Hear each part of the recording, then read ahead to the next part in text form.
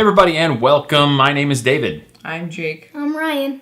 And we are Board Together Games. And if you are not familiar with our channel, we basically do content about modern board games and the people who play them, particularly families and people who are new to the board gaming hobby. In the interest of just getting some more content out there, you guys, we just thought we'd throw together a quick top 5 list, 3 top 5 lists, our top 5 family games, right? Yes. So what does that mean? What does family game mean? Well, I'm going to tell you, I didn't give these guys any criteria other than come up with your top 5 family games, and I let them run with it. So, Ryan, what did you do to kind of come up with your list? What were the things that you focused on for the top 5? I did games that are not super hard to understand, Yeah? but they are still a fun game to play with the family. What I did, I just made sure that all the games were simple enough that new gamers could understand and that they had a nice player count. Player count is good. I actually did not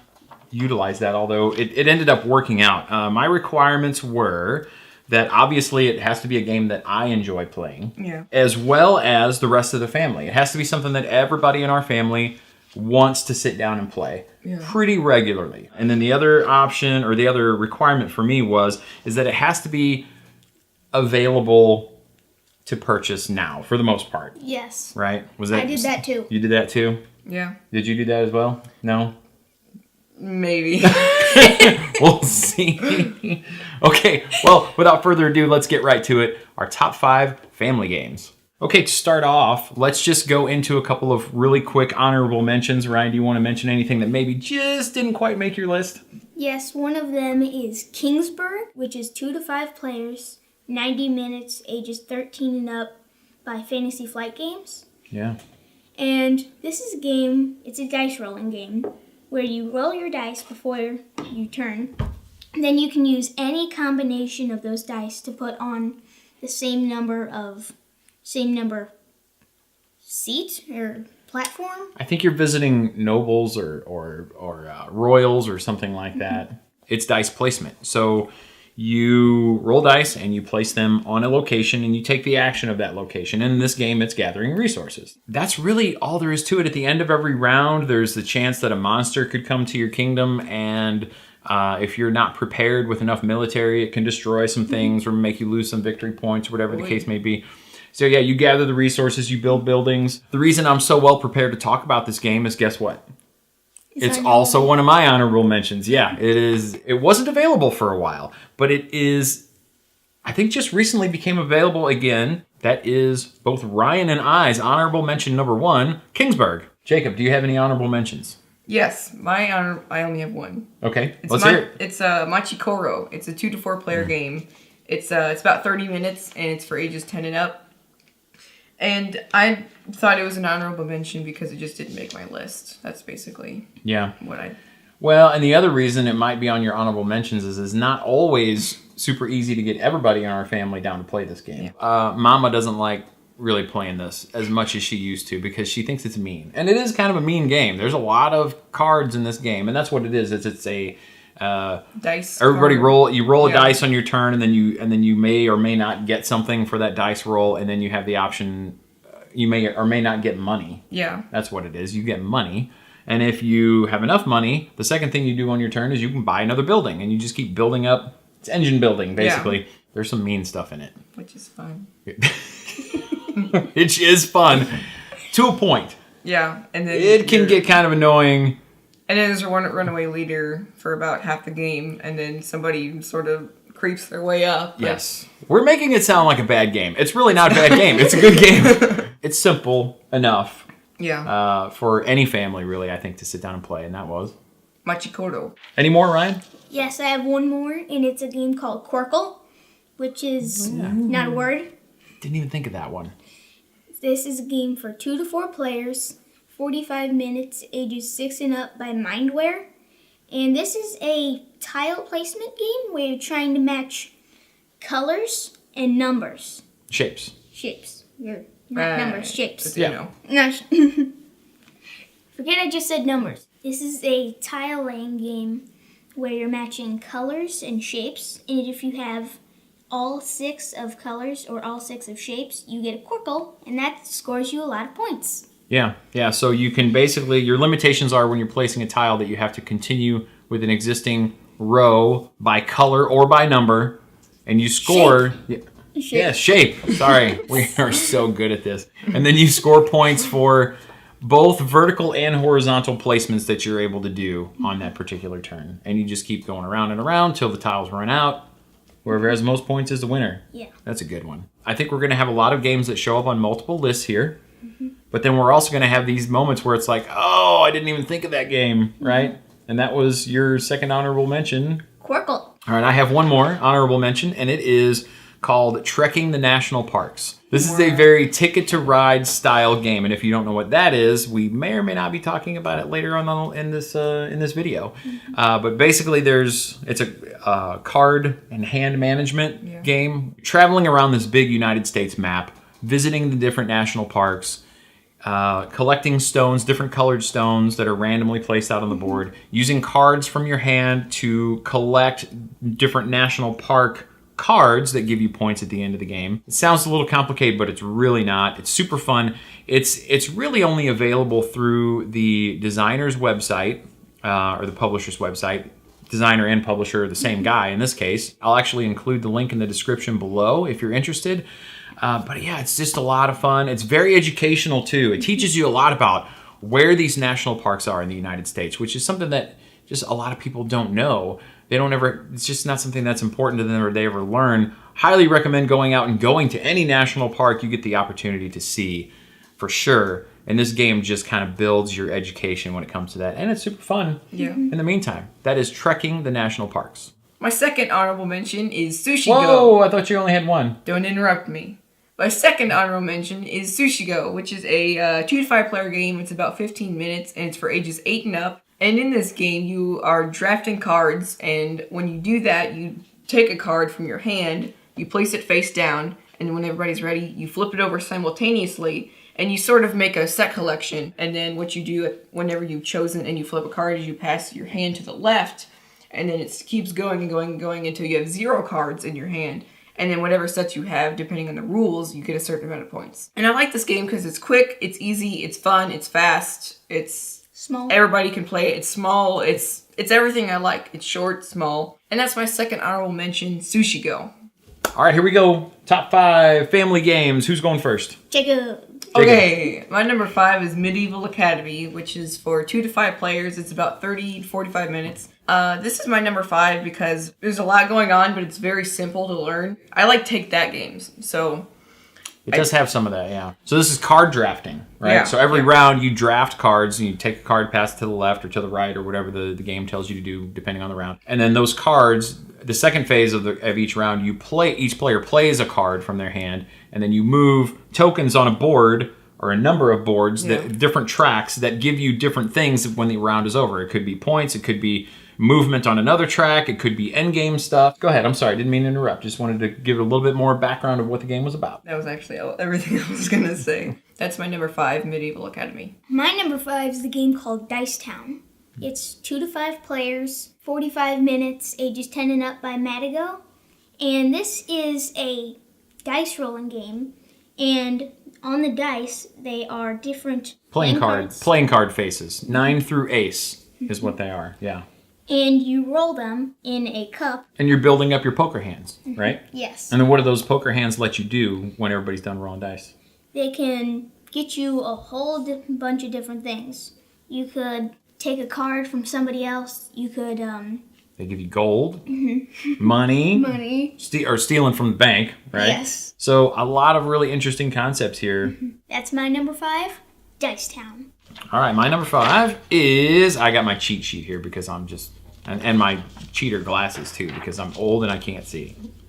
My number 5 is a cooperative game called Flashpoint Fire Rescue. It's a game for 2 to 6 players for ages 10 and up, designed by Kevin Lansing. But basically you're firefighters and you're traveling around a structure attempting to rescue people and animals and extinguish the fire. And if you are not able to do that in a certain amount of rounds, or if you run out of structural integrity tokens or cubes, and that basically means that the building has collapsed around you, or if you run out of fire tokens, which means the fire has consumed the entire building. Those are ways that you lose. Basically, the only way to win is to rescue 7 people and or animals. This game, the reason it made my list at number 5 is, well, the reason it's number 5 is because we can't always get everybody sat down to play this game. But me and the boys here, we play it quite a bit, and we can. Yeah, we always have a blast with it.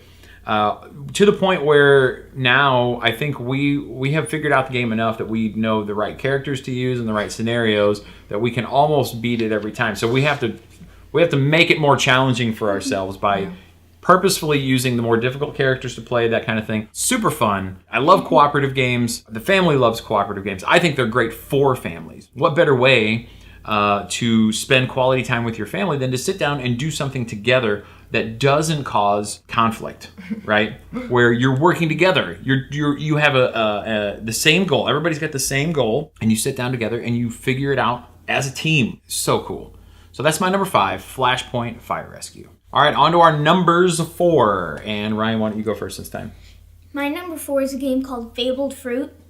This is a card game where you're trying to collect fruit to get you animals, and once you have a certain number of animals by the number of players you're playing with, you win the game. But the cool thing about Fabled Fruit is that you can, by the end of one game, you can carry over to the next game. Yeah, the game changes as you go. The rules change because the cards and the animals that Ryan is talking about that you're collecting are also the places that you are allowed to move your character and take the actions of those spaces, and each one is different. But there's only a certain number of them, and as you collect them, which is the end game condition, new ones come out. The stacks of a particular type of animal will disappear, and new ones start showing up and showing up. Very cool concepts in this one. It's kind of an intro to worker placement, I would call it. That's my number 4, Fabled Fruit. My number 4 is a game called Camel Up for 2 to 8 players. It's about 30-ish minutes, and it's for ages 8 and up. And basically, this is a racing and bidding game where you're choosing what kind of action you want to do, where you can move a camel, or you can bid which camel you think is going to be first, second, or third, or whoever you think is going to be. And there's multiple legs, too, and you have to try and figure out who's going to be the first place and last place camel at the end of the game, and you have to figure out who you want to win for the leg, and there's so much bidding and so much things you have to think about, but it's so much fun at the same time. I like this game. It's very simple, it's very cartoony. I like that. The artwork is good. I like the multiple actions you can do, and it all ties up together, and I like that. That's my number 4, Camel Up. My number 4 is a game called Rise of Augustus. It's also known as just Augustus, I believe. Yeah. It's for 2 to 6 players, lasts about 30 minutes, for ages 8 and up, from Paolo Mori, one of my favorite designers. And this game is very interesting. It is often referred to as gamer bingo, and there's a reason for that. This is one of the only games that you'll find that has anything related to bingo. It does have a bingo type mechanism in it. In that, a player will be drawing tiles from a bag and calling out what they see on that tile, and the rest of the players will take a little marker and mark little cards that are in front of them to accomplish certain missions and goals, and complete cards that give them special abilities and give them points. It's actually very, very, very fun. I didn't know if we were going to like it or not. It came highly recommended. That was the whole reason I bought it to begin with. But our family plays this a lot. And Mom likes this one. Yeah, Mom wins this game pretty much every time we play it. And it's just, there's a lot of luck in this game. There's not a whole lot of, there is some strategy. There's some strategy on where you're going to place your guys and things like that. And which cards you're going to take, which are going to give you the different points and special abilities. But for the most part, it's a luck fest. It's whatever comes out of the bag. If whatever comes out of the bag happens to be the thing you need, you're probably going to win. But it's still super fun, right? That is Rise of Augustus, my number 4. Okay, moving on to our numbers 3. I'm going to go first this time. My number 3 is Dice Town. So I got a crossover here with Ryan, and he told you pretty much everything you need to know about it. It really is a lot of fun. If you're a poker player, if you know poker players, they're going to love this. I mean, because you get that whole build your poker hand aspect of it that is just a lot of fun. The theme is the Old West, which I also find highly entertaining. I like that a lot. And I think that is a draw for a lot of people. I think that's what gives this game a lot of its appeal. Definitely check it out. That is my number 3, Dice Town. My number 3 is a game called Lanterns: The Harvest Festival, which is a game for 2 to 4 players, 30 minutes, ages 8 and up, by Renegade Game Studios. And this is another tile-laying game. And the theme is it's a Japanese festival, and there's trying to match up colors of lanterns in the lake. If you match a color on or colors on a tile that has a platform on it, you get a favor token. 2 favor tokens can swap out a card that you have with a card from the lantern. I'm going to call it the supply. Yeah. You can redeem your lantern cards by making a dedication, and that's how you get victory points. I like this game because it combines tiling and neat artwork, and it's a very fun game. That's my number 4, Lanterns: The Harvest Festival. Only it's your number 3. Only it's my number 3. My number 3 is a game called Castles of Burgundy, the dice game, and you might remember the original, Wow. but I like the dice game better because it's smaller and faster. And this is a 1 to 5 player game. It's about 30 to 40 or 15 to 30 minutes, 10 and up. And I think this is a fun game because I like resources, or being able to get resources, using things to get other things, and then use those things against people.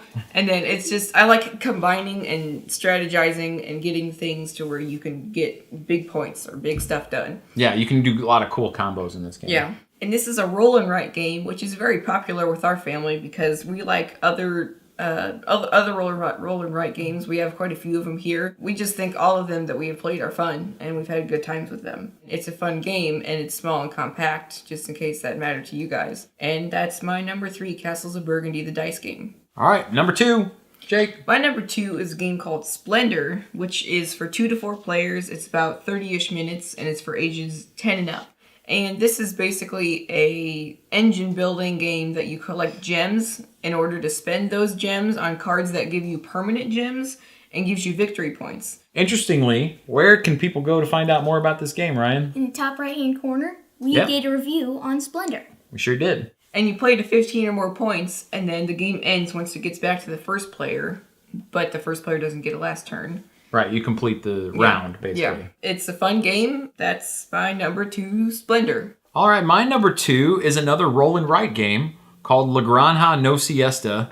This is a game for 1 to 4 players, 30 to 45 minutes, ages 10 and up, from a designer of a much larger game called just La Granja. And this is just a little takeoff, a spin-off of that game, kind of a sequel. Roll and write games, you roll dice, and then you basically make a mark on a piece of paper that is showing that you either gathered a resource, or you collected something, or you moved into an area. It could be any number of things, right? Yeah. Look at dice, and then you write something on a piece of paper or on a board that belongs to you as a player. And as Jacob said, we play a lot of these games. We really like these games. They're a lot of fun. This one is really neat because the theme, as dry as it is probably one of my favorites, which is basically farming. In fact, our nickname for this game is Pigs and Donkeys, because that's 2 of the die faces of things that you can collect. And as you're collecting these things, the way that you can collect them, or the order that you collect them, can be very important. There's different avenues, different paths, different strategies that you can take to victory, and it's just a ton of fun. This is the second video now, the second top 5 video where I have brought this game up. We need to do a review on this game because it is so much fun. I think it's great for families. That's my number 2, La Granja No Siesta. My number 2 is a game called King Domino. And before I say anything about it, there's more information in the top right-hand corner. This is another tile-laying game. And we're basically building our kingdom. And these have different terrain types. There's fields, grassland, river or lake, whatever you want to call it. Etc. Yeah, they're dominoes, basically. They're big rectangular tiles that have... One's- They have 2 different terrain types. Sometimes it's the same terrain type on both sides, but yeah, they're split in half. And then you place them... It's how you build them and how you place them together that is the game, right? The starting tile is kind of a wild. You can place anything around it that you would like, but everything else has to be matching to at least one tile. Your kingdom has a limit of a 5x5 grid, and sometimes that may not be completed. How you score in King Domino is you multiply every region that you have that is one contiguous terrain type and multiply them by the number of crowns in the top left-hand corner, and whoever has the most points wins. And that's my number 2, King Domino. All right, we're at number 1, and we're going to start with Ryan this time. My number 1 is a game called Toria. It's a game for 2 to 4 players, 30 to 45 minutes, ages 10 and up by R&R Games.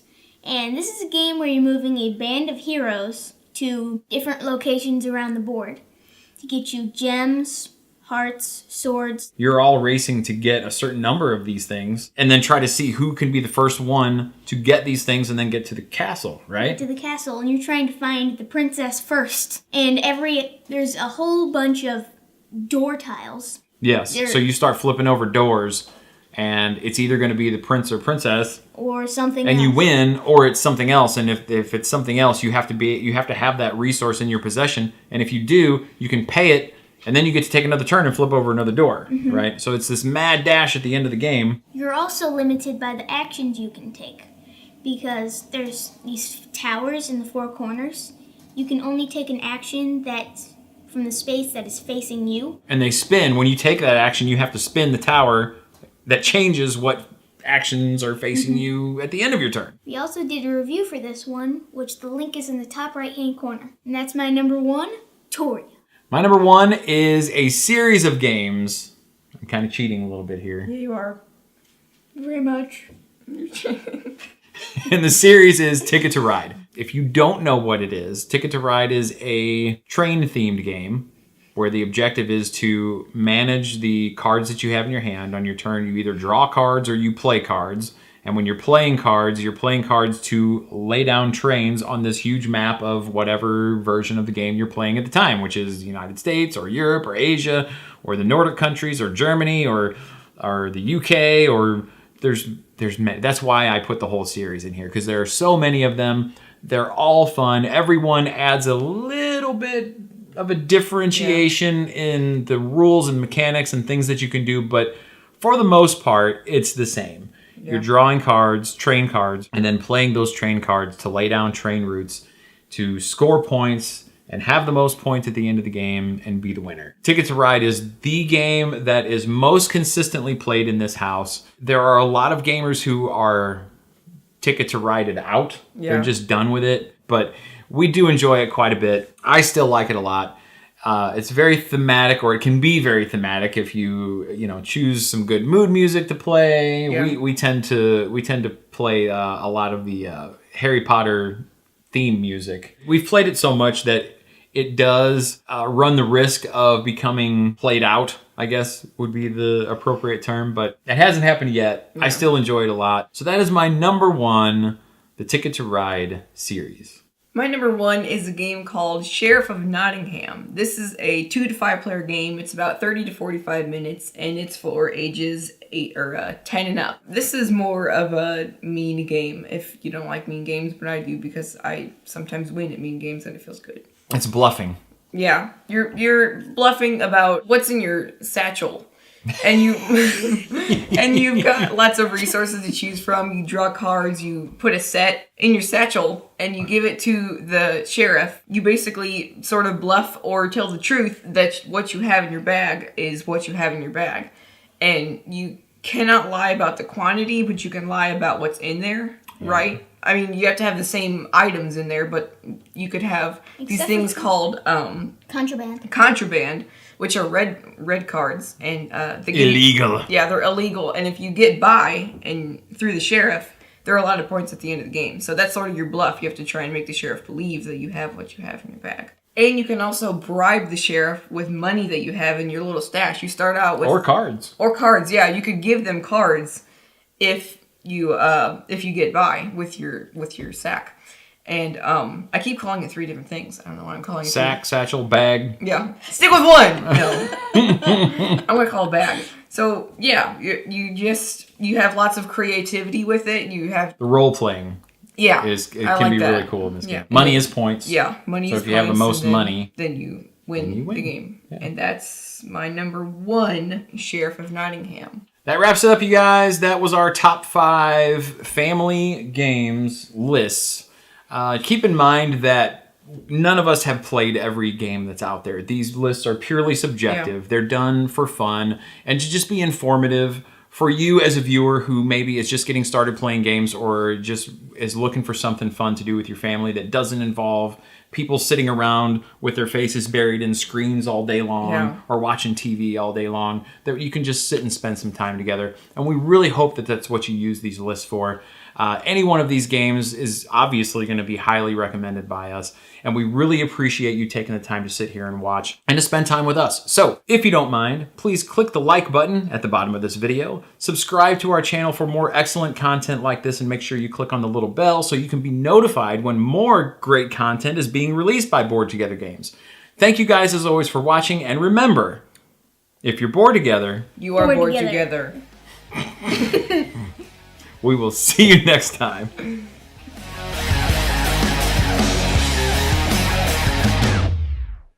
My number 1 is a game called Toria. This is a game for... Oops. Should I go with you that? could- Okay. No, because then it looks like you're looking at your pants. It's a...